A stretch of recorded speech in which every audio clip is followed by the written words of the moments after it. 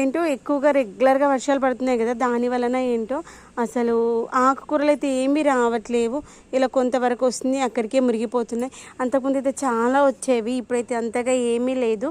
ఇక పుదీనా ఒకటైతే మంచిగా వస్తుంది. ఇప్పుడైతే మనం పుదీనా హార్వెస్ట్ చేసుకుందాము. అదిగోండి అక్కడ నేను పాలకూర తోటకూర పెట్టేశాను కట్ చేసుకొని. ఈరోజు లీఫీ వెజిటేబుల్స్లో కొంచెం మనము పెసరపప్పు వేసుకొని పొడిపప్పు లాగా చేసుకుందాము. ఇదిగోని నల్లేరు మొక్కనైతే మంచిగా నాటుకుంది. మొన్న వీటితోటి నల్లేరు టమాటా కర్రీ చేశాను, చాలా బాగుందన్నమాట. మనం ఏంటంటే మన తోటలో మనకు కొంచెం బయట దొరకనటువంటి వెజిటేబుల్స్ ఉంటాయి కదా, ఆరోగ్యానికి కొంచెం మంచిగా ఉండేవి, అలాంటివి పెట్టుకున్నాం అనుకోండి చాలా బాగుంటుంది. మనం ఆరోగ్యాన్ని మనమైతే కొంచెం కొంతవరకు మెరుగుపరుచుకోగలుగుతాము. ఇలా మనము ఎలాంటి మందులు లేకుండా పండించినటువంటి కూరగాయలు తిన్నామనుకోండి ఆరోగ్యానికి అయితే చాలా మంచిదన్నమాట. ఇలా ఆకులు అయితే కట్ చేసుకుందాం మనం.